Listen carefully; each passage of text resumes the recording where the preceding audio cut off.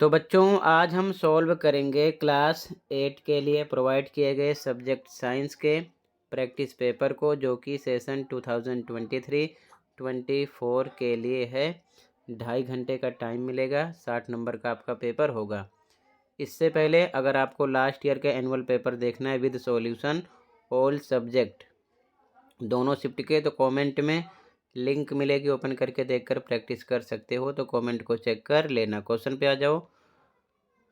खंड आ, question number 1, polio और chicken pox dash के कारण होते हैं। तो फर्स्ट में आपको आंसर लिखना है विषाणु। क्या लिखना है? विषाणु। ठीक है। अगला, सेकंड, निम्नलिखित में से कौन सा ऊर्जा का नवीकरणीय स्रोत है? कोयला, पेट्रोलियम, जल या फिर प्राकृतिक गैस। तो सेकंड का राइट आंसर है आपका सी ऑप्शन, जल। ठीक है। अगला क्वेश्चन, कहीं पर डाउट होगा तो जरूर बताना। क्वेश्चन नंबर 3, जीवाश्म ईंधन है कोयला, पेट्रोलियम, प्राकृतिक गैस या फिर ये सभी। तो तीनों राइट हैं, तो राइट आंसर होगा डी, ये सभी। अगला, क्वेश्चन नंबर 4 फर्स्ट का, मानव कान की श्रवण सीमा 20 हर्ट्ज से 20,000 हर्ट्ज होती है। सही है कि गलत है? तो सही है। ठीक है, ट्रू है। क्लियर है। अगला, क्वेश्चन नंबर 5 देखो ध्यान से। यहाँ पर मेंशन किया गया है, बूझों ने एक परिपथ बनाया जैसा कि निम्नलिखित चित्र में दिया गया है और देखा कि बल्ब नहीं चमका, मतलब बल्ब चमक नहीं रहा है। ठीक है। पहेली के सुझाव पर उसने परिपथ में एक और सेल जोड़ा, बल्ब अब चमकता है। व्याख्या कीजिए। तो मतलब हमें आंसर देना है कि बल्ब चमक रहा है, क्यों, रीजन क्या है। और उसके बाद में फिर अथवा भी क्वेश्चन दिया है, केवल दृष्टिबाधित छात्रों के लिए। क्वेश्चन है, लोहे के ऊपर जस्ते की परत क्यों चढ़ाई जाती है। तो दो क्वेश्चन है, एक ऊपर एक नीचे। ठीक है, तो दोनों का आंसर देख लो। ठीक है, एक साथ। तो यहाँ से फिर से देख लो आंसर। फर्स्ट में, फर्स्ट का आंसर विषाणु यानी कि वायरस, सेकंड में जल, थर्ड में ये सभी, फोर्थ में सही। ठीक है, आगे देखो ध्यान से। 5 का, तो दो क्वेश्चन थे। ऊपर में लिखोगे आप, परिपथ में एक और सेल जोड़ने से बल्ब को चमकने के लिए आवश्यक विद्युत प्रवाह यानी कि विद्युत धारा बढ़ जाती है, जिससे बल्ब चमकता है। ठीक है, ये ऊपर का आंसर है। अथवा में लिखोगे, लोहे को जंग लगने से बचाने के लिए लोहे के ऊपर जस्ते यानी कि जिंक की परत चढ़ाई जाती है। ठीक है, तो ये पांचवे का ऊपर का आंसर है और ये अथवा का आंसर है। ठीक है।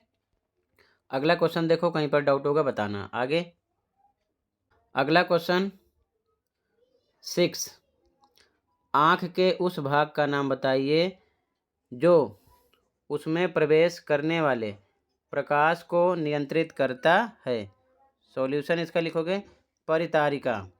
ठीक है, जिसको इंग्लिश में बोलते हैं आइरिस। ठीक है, क्या लिखोगे? परितारिका, हिंदी में परितारिका। ठीक है, आगे देखो ध्यान से। अथवा वाला क्वेश्चन, समतल दर्पण से बना प्रतिबिंब सीधा परंतु पार्श्वतः उल्टा होता है। सही है कि गलत है? तो ये आपका सही है। ठीक है, क्या है? सही है, यानी ट्रू है। ठीक है, आगे देखो। 7वां, एक टैडपोल डैश की प्रक्रिया द्वारा एक वयस्क मेंढक के रूप में विकसित होता है, तो उसे हम क्या कहते हैं? तो उसे बोलते हैं कायांतरण। क्या बोलते हैं? कायांतरण। तो यहाँ पर लिखना है आपको कायांतरण।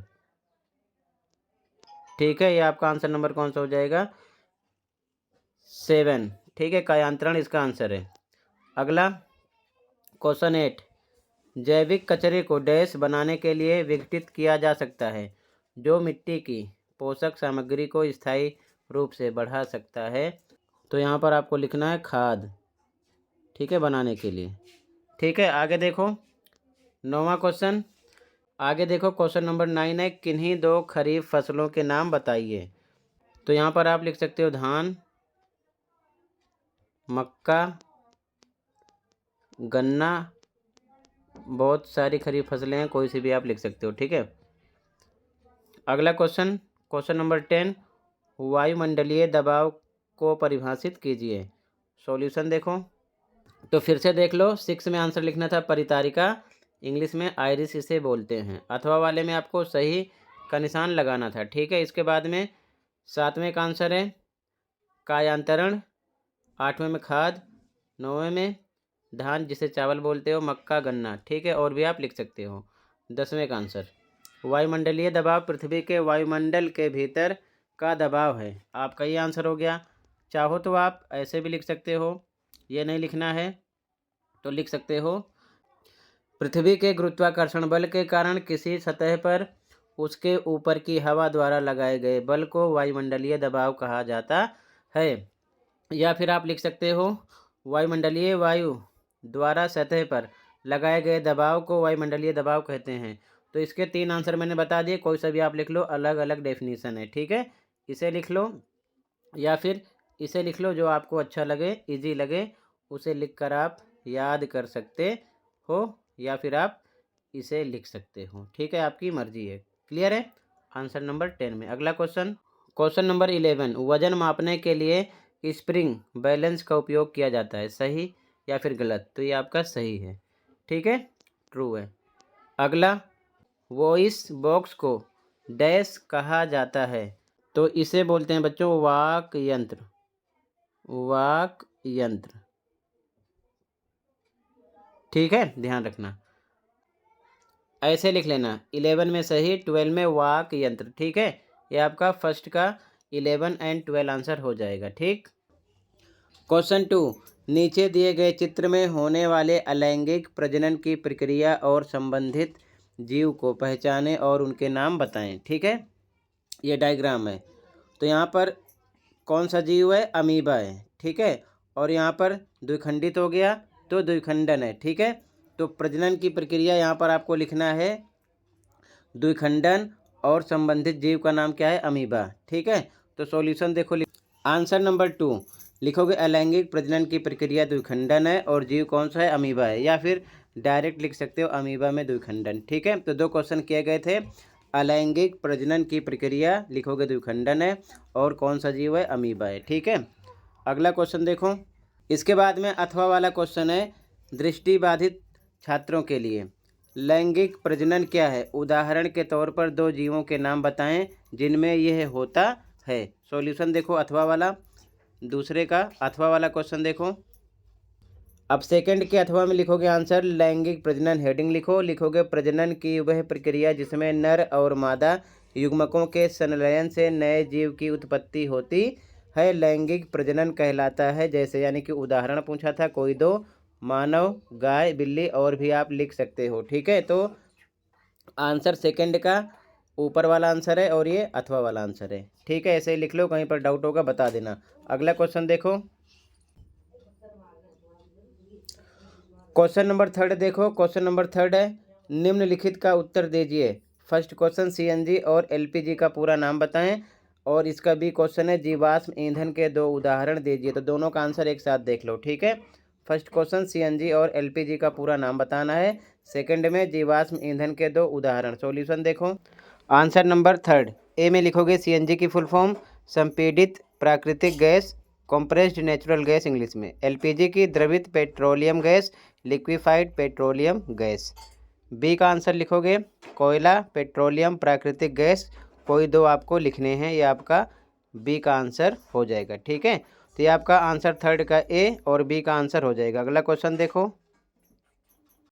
क्वेश्चन नंबर 4 है, एक वस्तु 50 हर्ट्ज पर कंपन कर रही है, इसकी समय अवधि क्या है? यानी कि कंपन कहने का मतलब एफ यानी फ्रीक्वेंसी का पता है, कितना पता है? 50 हर्ट्ज, और हमें निकालना है समयावधि यानी कि टी निकालना है। ठीक है, सॉल्यूशन देखो ध्यान से इसका। आंसर नंबर 4, एफ पता है, टी का फॉर्मूला होता है समयावधि 1/f, 1/1, एफ आपका 50 है, रख दो, डिवाइड करोगे 0.02 सेकेंड आ जाएगा। ठीक है ना, ये आपका आंसर हो जाएगा 0.02 सेकेंड। ठीक है, अगला क्वेश्चन देखो। अगला क्वेश्चन नंबर 5 है बच्चों, नीचे दिए गए परिपथों का ध्यान पूर्वक निरीक्षण करें। बल्ब किस परिपथ में चमकेगा? चित्र ए और बी के लिए हाँ या नहीं लिखकर उत्तर दीजिए। ये चित्र ए है और ये बी है, हाँ या ना में हमको जवाब देना है। तो यहाँ पहले में पीस ऑफ कोल यानी कोयले का टुकड़ा ऐड किया गया है, जो कि विद्युत का कुचालक होता है, मतलब कि उसमें करंट नहीं जाता। तो जब करंट नहीं जाएगा, आगे फ्लो नहीं होगा, तो बल्ब जलेगा नहीं। तो यहाँ पर आपको फर्स्ट में लिखना है नहीं। ठीक है, सेकंड में देखो, यहाँ पर ऐड किया गया आयरन नेल यानी लोहे की कील ऐड की गई है।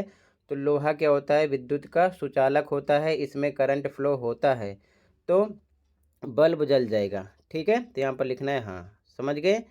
क्लियर है? कोयले के टुकड़े की वजह से विद्युत धारा प्रवाहित नहीं होगी, बल्ब नहीं जलेगा। लोहे की कील की वजह से विद्युत धारा प्रवाहित होगी, जो कि सुचालक है, बल्ब जलेगा। तो यहाँ पर नहीं लिखना है और यहाँ पर हाँ लिखना है। ठीक है, अब आगे, अथवा में केवल दृष्टिबाधित छात्रों के लिए रिक्त स्थानों की पूर्ति कीजिए। नीचे वाला क्वेश्चन देखो। ए, यहाँ पर लिखा है अधिकांश तरल पदार्थ जो बिजली का संचालन करते हैं वे डैश और डैश के विलयन होते हैं। तो वो होते हैं अम्ल, क्षार और लवण। ठीक है, इसमें किसी विलयन के माध्यम से विद्युत धारा के प्रवाहित होने से डैश प्रभाव उत्पन्न होता है, तो रासायनिक प्रभाव उत्पन्न होता है। तो पांचवे का आंसर एक साथ देख लो। ठीक है, ऊपर वाला और अथवा वाला एक साथ। ठीक है, देखो ध्यान से। आंसर नंबर 5, ऊपर लिखना है फर्स्ट में ए में नहीं, बी में हाँ। ठीक है, अथवा में लिखोगे फर्स्ट में ए में अम्ल, क्षार और लवण, और सेकंड बी में रासायनिक। ठीक है, ये आपका आंसर हो जाएगा फर्स्ट का ऊपर का ए बी और अथवा का ए और बी। ठीक है, अगला।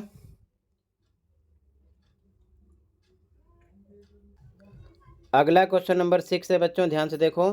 निम्नलिखित प्रश्नों के उत्तर दीजिए। ए, गति की दो अवस्थाएं क्या हैं? तो वो होती हैं विराम अवस्था और गतिशील अवस्था। अगर आप एनसीईआरटी बुक पढ़ोगे तो आपको ज़्यादा फायदा होगा, उसी में से क्वेश्चन होंगे, कैसे भी क्वेश्चन कर सकते हैं आपके पेपर में। ठीक है, दूसरा बल लगाने के लिए कम से कम कितनी वस्तुओं की आवश्यकता होती है? 2। ठीक है, तो सॉल्यूशन देख लो एक साथ। छठे का ए और बी, सॉल्यूशन देखो। आंसर नंबर 6 का ए, तो पहली अवस्था होती है विराम अवस्था, दूसरी होती है गतिशील अवस्था। ठीक है, और बी में लिखोगे 2। क्लियर है? तो ये आपका 6 का ए का आंसर हो जाएगा और ये बी का आंसर हो जाएगा। दो अवस्थाएं ए में पूछा था, तो विराम अवस्था और गतिशील अवस्था हो जाएगी, और सेकंड में 2। अगला, अगला क्वेश्चन नंबर 7 है, निम्नलिखित प्रश्नों के उत्तर दीजिए। ए क्वेश्चन उर्वरक क्या है, और बी क्वेश्चन रासायनिक उर्वरक द्वारा मिट्टी को कौन से 3 मुख्य पोषक तत्व प्रदान किए जाते हैं? ए और बी का आंसर एक साथ देख लो, सातवें का। ठीक है, आंसर नंबर 7 का ए, हेडिंग लिखो उर्वरक। इसमें लिखोगे उर्वरक एक मानव निर्मित लवण है जिसका उत्पादन फैक्ट्रियों में होता है। आंसर नंबर 7 का बी, पहला पोषक तत्व नाइट्रोजन है, दूसरा फास्फोरस, तीसरा पोटेशियम। ये आपको लिखना है। ठीक है ना, तो सातवें का ए का आंसर हो जाएगा ये, और ये बी का आंसर हो जाएगा। क्लियर है? आगे आ जाओ। अगला क्वेश्चन नंबर 8 है बच्चों। क्वेश्चन नंबर 8, खाद के कोई 3 लाभ लिखिए। सॉल्यूशन देखो, खाद के कोई 3 लाभ। ओके, आंसर नंबर 8, खाद के लाभ। पहला है, इससे मिट्टी की जल धारण क्षमता में वृद्धि होती है।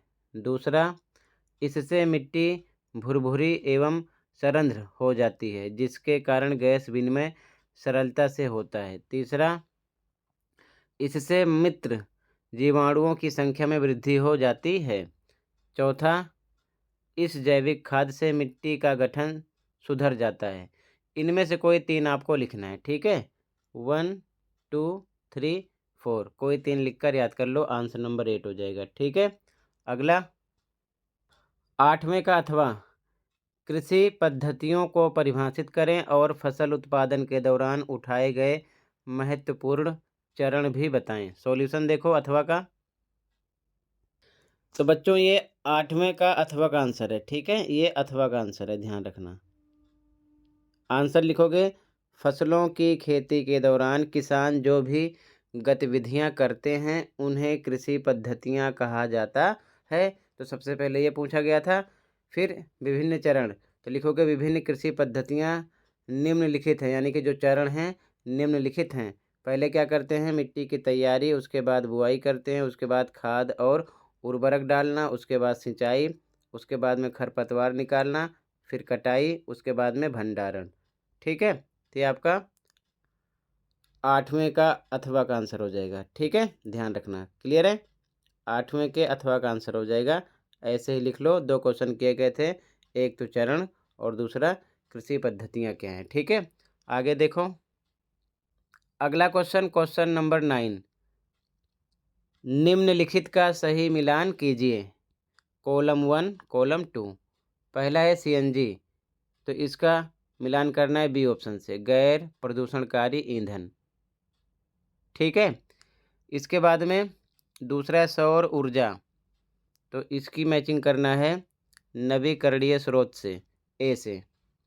उसके बाद में तीसरा पेट्रोलियम, तो पेट्रोलियम आपका हो जाएगा काला सोना, डी से। उसके बाद में एंथ्रेसाइट, तो एंथ्रेसाइट आपका हो जाएगा 98% कार्बन सामग्री, सी से। उसके बाद में तारकोल चिपचिपा तरल, एफ से मिलाओगे। केरोजेन, ये आपका ई से होगा, मोमी पदार्थ। ठीक है, इस प्रकार से आपकी मैचिंग हो जाएगी क्वेश्चन नंबर 9 की। ठीक है, आगे देखो क्वेश्चन नंबर 10। निम्नलिखित प्रश्नों का उत्तर दीजिए। पहला क्वेश्चन, क्वेश्चन नंबर 10 का ए, जब हम बोलते हैं तो क्या हमारे शरीर का कोई हिस्सा कंपन करता है, उस भाग का नाम बताएं।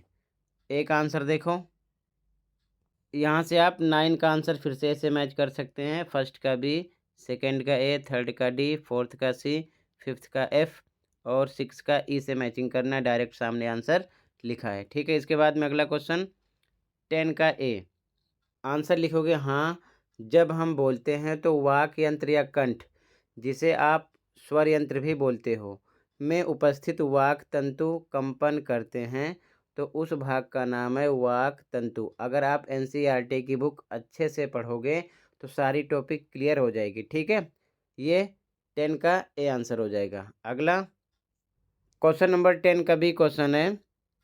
अनिल ने रात में अपने घर से कुछ दूरी पर एक पटाखा फूटते देखा। पटाखा फूटता देख थोड़ी देर बाद उसे पटाखे की आवाज़ सुनाई दी।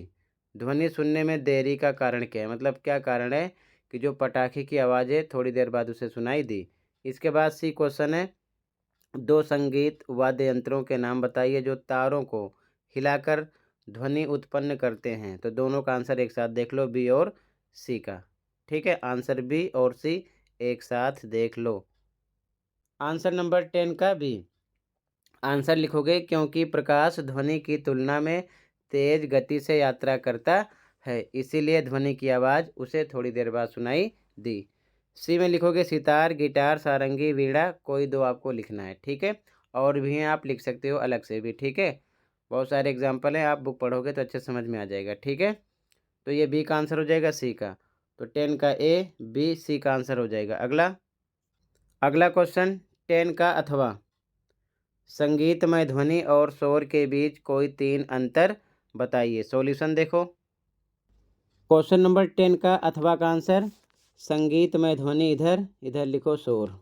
पहला पॉइंट, संगीतमय ध्वनि में यह प्रिय ध्वनि होती है, शोर में यह अप्रिय ध्वनि होती है। सेकंड पॉइंट, इसकी प्रबलता कम होती है, इसमें लिखोगे इसकी प्रबलता अधिक होती है। थर्ड पॉइंट, इसका स्वास्थ्य समस्याओं से कोई संबंध नहीं होता, मतलब ये हानिकारक नहीं होती। इसमें लिखोगे ये स्वास्थ्य संबंधी समस्याओं का कारण बन सकता है, मतलब इससे नुकसान भी हो सकता है। अगला पॉइंट, ये सुखद है, इसमें यह कष्टप्रद है। आपको कोई 3 लिखना है जो आपको इजी लगे, लिख कर याद कर लो, ठीक है। ये चीज़ ध्यान में रखना। ये 10 का अथवा हो जाएगा, ठीक है। तो 10 में ये ए का आंसर, बी का आंसर, सी का आंसर और ये नीचे अथवा का आंसर हो जाएगा क्वेश्चन नंबर 10 में, ठीक है। अगला क्वेश्चन देखो। अगला क्वेश्चन देखो, क्वेश्चन नंबर 11। निम्नलिखित कथनों में रिक्त स्थान भरिए। ए है, कुएं से पानी निकालने के लिए हमें रस्सी पर डैश लगाना पड़ता है। तो यहाँ पर फिल करोगे बल, ठीक है। बल लगाना पड़ता है, या फिर लिख सकते हो आप खींचना पड़ता है, ठीक है। खींचना पड़ता है या फिर बल लगाना पड़ता है। अगला सेकंड, एक आवेशित पिंड उसकी ओर एक अनावेशित पिंड को डैश करता है। तो यहाँ पर आकर्षित,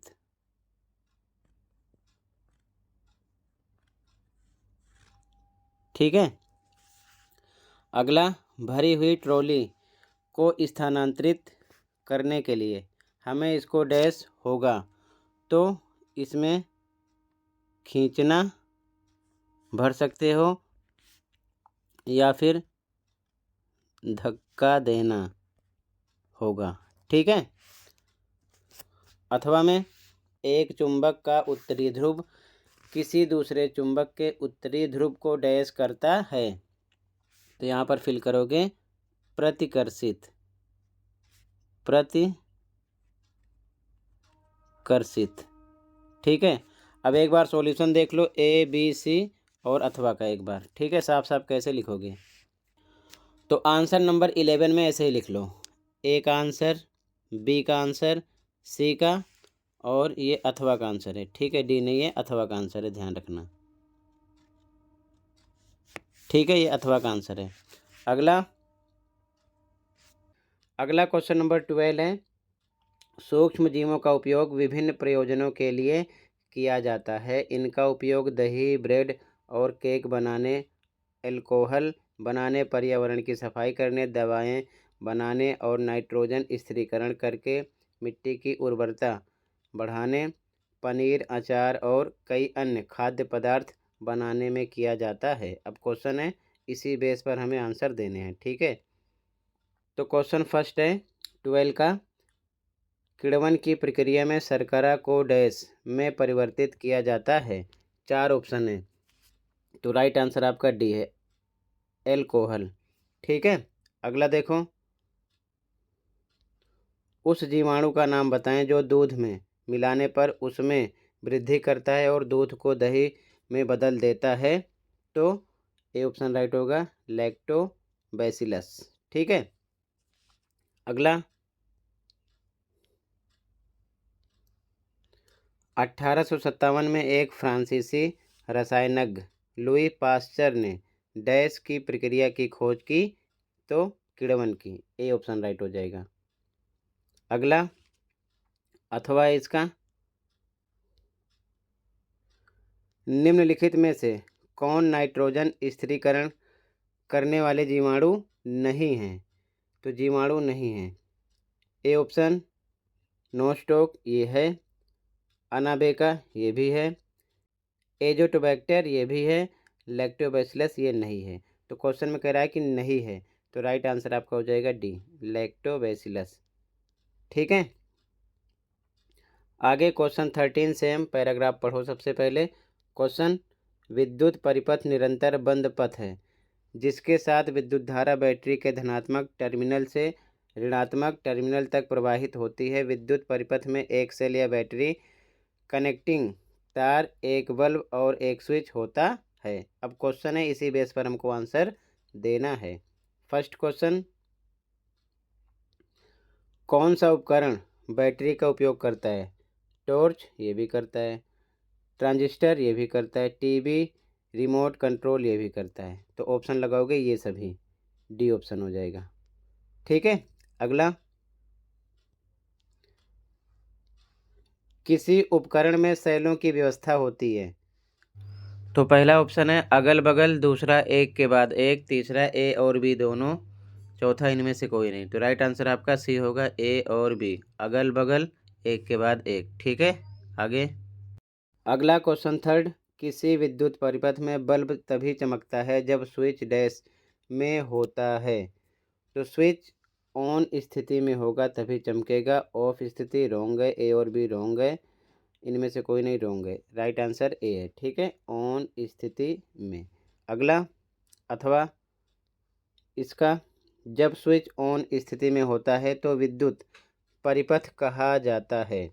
बंद, ठीक है, खुला, रॉन्ग है, पूर्ण, ये भी ठीक है, ए और सी दोनों। तो यहाँ पर राइट आंसर होगा ए और सी, बंद और पूर्ण दोनों बोला जाता है उसे। ठीक है, तो डी ऑप्शन हो जाएगा, ए और सी। ठीक है, अगला क्वेश्चन 14, जब प्रकाश किसी अपारदर्शी ठोस यानी वस्तु तक पहुंचता है तो प्रकाश को उस वस्तु के माध्यम से उसके पार जाने से रोका जाता है, जिससे दूसरी तरफ अंधेरे का क्षेत्र यानी एक छाया रह जाता है। यदि कोई वस्तु पारदर्शी है तो प्रकाश उसमें से गुजर सकता है, यदि वस्तु चमकदार है तो प्रकाश उससे अलग दिशा में परावर्तित होगा। ठीक है, अब इस बेस पर नीचे क्वेश्चन है, हमें आंसर देना है। पहला क्वेश्चन, निम्नलिखित में से कौन सा प्रकाश का प्राकृतिक स्रोत है। तो प्रकाश का प्राकृतिक स्रोत है रवि। ठीक है, प्राकृतिक स्रोत चंद्रमा भी माना जाता है, लेकिन चंद्रमा में अपना प्रकाश नहीं होता, चंद्रमा में स्वयं का प्रकाश नहीं होता, इसीलिए वो प्राकृतिक स्रोत नहीं है। तो प्रकाश का प्राकृतिक स्रोत मानेंगे रवि को। ठीक है, ध्यान रखना। अगला, वह वस्तु है जिसका अपना प्रकाश नहीं है। तो प्रकाश बल्ब में अपना प्रकाश होगा, सितारा में भी सेम, जलते हुई माचिस की तिल्ली में भी होगा। तो यहाँ पर राइट आंसर होगा ए, चमकता हुआ दर्पण। ठीक है, अगला, तारे होते हैं तो तारों में अपना प्रकाश होता है, दीप्त होते हैं। ठीक है, ए ऑप्शन राइट हो जाएगा। अगला, अथवा एक टॉर्च है तो टॉर्च क्या है, दीप्त है। ठीक है, जलती है। अगला क्वेश्चन, क्वेश्चन 15,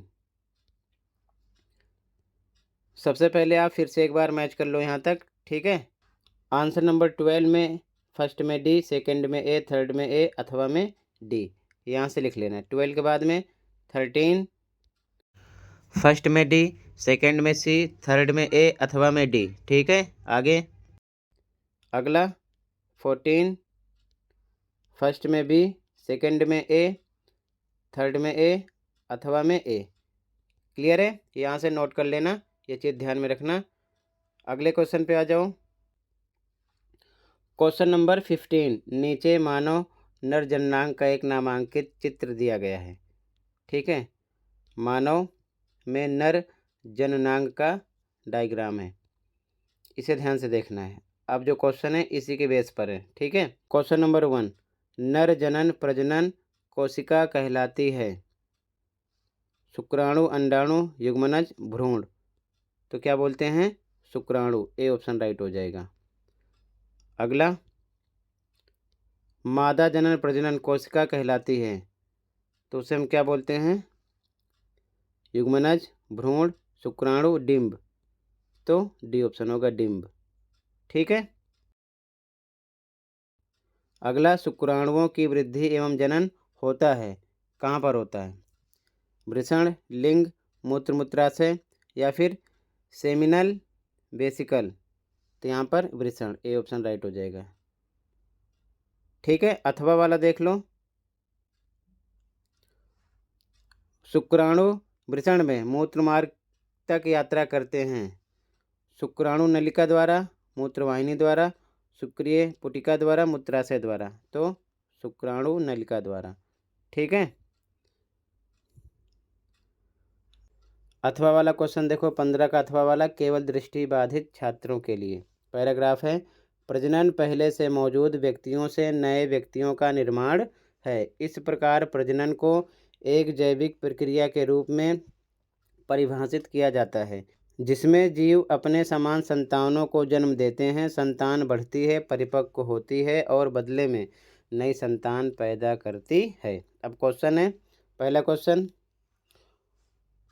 वे जीव जो सीधे ही शिशु को जन्म देते हैं कहलाते हैं, तो उन्हें बोलते हैं जरायुज। क्या बोलते हैं? जरायुज। बी ऑप्शन आपका राइट हो जाएगा। ठीक है। अगला, टैडपोल इनमें से किसकी विकासशील अवस्था है? कुत्ता, बिल्ली, मेंढक, इंसान, तो मेंढक। ठीक है, सी ऑप्शन राइट हो जाएगा। अगला, नर एवं मादा युग्मकों का संलयन निषेचन होता है। अंडवाहिनी, अंडाशय, गर्भाशय, युग्मनज, तो राइट आंसर अंडवाहिनी। ठीक है। अगला, अथवा वाला देखो, थर्ड का, निषेचन के बाद बनने वाली कोशिका कहलाती है भ्रूण, युग्मनज, भ्रूण, इनमें से कोई नहीं, तो राइट आंसर युग्मनज। ठीक है, बी ऑप्शन हो जाएगा। अब एक बार 15 के आंसर देख लो। आंसर नंबर 15 के फर्स्ट में ए ऑप्शन राइट है, सेकंड में डी, थर्ड में ए, अथवा में ए। फिर दृष्टिबाधित छात्रों के लिए फर्स्ट में बी, सेकंड में सी, थर्ड में ए, अथवा में बी। ठीक है, तो ये आंसर नंबर 15 हो गया। क्लियर है? तो बच्चों, इसी के साथ ये सैम्पल पेपर कंप्लीट हुआ। आई होप अच्छे से समझ में आया होगा। फिर भी कहीं पर कोई डाउट है कमेंट कर सकते हो। अगर अच्छा लगा है तो लाइक कर सकते हो, चैनल पर नए हो सब्सक्राइब कर सकते हो, वीडियो अपने दोस्तों को भी शेयर कर सकते हो। बाकी मैथ का भी पेपर अपलोड है, आप प्रैक्टिस कर सकते हो। कमेंट में लिंक मिलेगी, ओपन करके लास्ट ईयर के जितने एनुअल पेपर हुए हैं आपके, ठीक है, all subject with solution upload है। कमेंट में लिंक मिलेगी, ओपन करके प्रैक्टिस कर सकते हो और एनुअल के लिए तैयारी कर सकते हो। मिलते हैं अगली वीडियो में। Thank you for watching this video and take care.